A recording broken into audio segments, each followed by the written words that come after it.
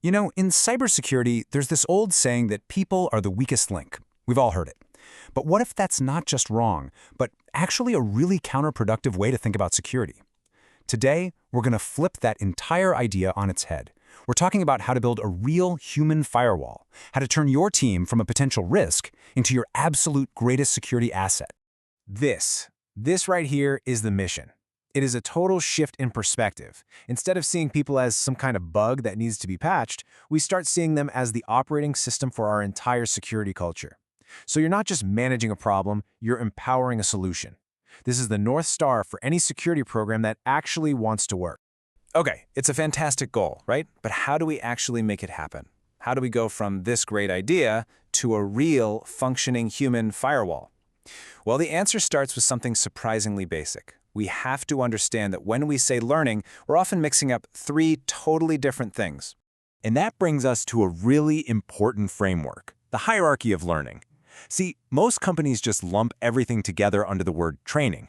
But if you want to be effective, you've got to be way more precise. There are three different levels, and really nailing the difference between them, well, that's the foundation of a successful program. So here's the breakdown. You've got these three tiers: awareness, training, and education. And listen, each one has a very specific job. Awareness is all about shaping culture and daily habits. Training? That's about building muscle memory for specific tasks. And education? That's the deep stuff, fostering real critical thinking. Let's break them down one by one. First up is awareness. Just think of this as the baseline. It's the, oh, I know this is a thing level. The goal here isn't to create experts, not at all. It's just to gently nudge behavior and start shaping the overall culture. You know that poster on the wall reminding you not to let someone tailgate behind you through a secure door? That's awareness, pure and simple. Okay, next up the ladder we have training. This is where we get hands-on. It's the, okay, I know exactly how to do this stage. The whole point is to build a specific, repeatable skill, like teaching a security guard the precise steps to operate a new X-ray machine. It's not about the why just yet, it's all about the how. And finally, at the very top, we have education. This is the big one. This is the aha, now I get why we do this level. The goal here is to create real critical thinking. It's about giving people the tools to understand the principles behind the rules, so they can make smart decisions when they face something new. A deep dive course on risk management theory is a perfect example. So, now that we have that hierarchy in our heads, how do we actually apply it to build a stronger defense? Let's get practical and look at what a really effective modern security program actually puts its energy into. And what are we trying to stop? Honestly, it's usually not some super sophisticated hack. For most folks, it really comes down to these three things: phishing attacks, simple tailgating, which often happens just because people are trying to be polite, and you guessed it, just terrible password habits. And yes, password 123 is absolutely still a thing, a huge thing. So, how do you fight the biggest threat of them all, phishing? Well, the best defense is practice. You get people ready for real threats by sending them controlled, fake ones. These simulated phishing campaigns, they're like a flight simulator for your inbox. They build that critical muscle memory so people can spot and report a threat without even having to think about it. But look, how you deliver this stuff is just as important as what you're delivering.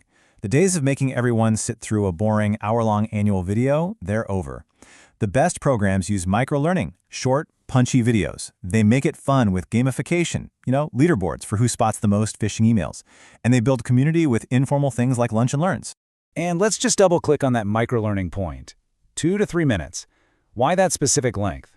It's really just how our brains work these days. At work, our attention is split a million different ways. So if you want information to actually stick, you have to deliver it in these powerful, bite-sized pieces that are super easy to digest and remember.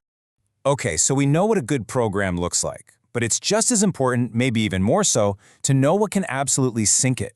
So let's talk about the three most common traps that cause even the best-intentioned security programs to just completely fail. All right, pitfall number 1, a culture based on fear. The whole, if you click this link, you're fired approach is a total disaster. It doesn't create vigilance, it just creates anxiety. And even worse, it makes people hide their mistakes. You need the person who accidentally clicks a bad link to feel safe raising their hand immediately, not terrified of getting punished. The second major pitfall is treating security like it's a one-time event.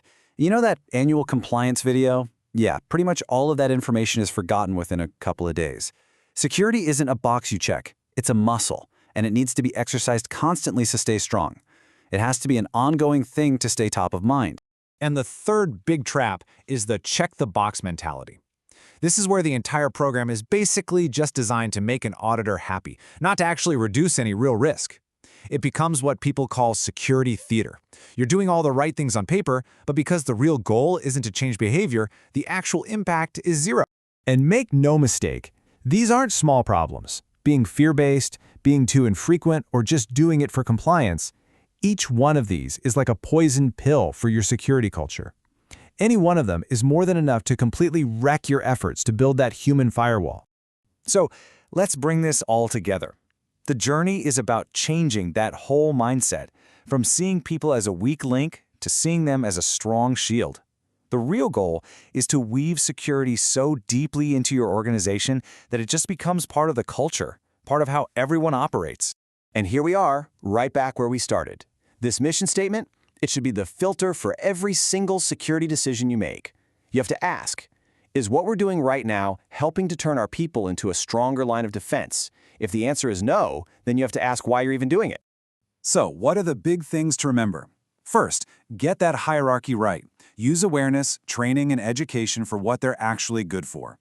Second, keep your delivery fresh. Use stuff like microlearning and gamification to keep people plugged in. And third, build people up, don't scare them. Create a positive culture, not one based on fear or just checking boxes. And that really brings us to the final critical question you need to ask. Think about your own workplace. Is your security program actually building a culture of defense? Or is it really just about filling out a compliance checklist? The honest answer to that question? Well, that's the first real step toward building a human firewall that works.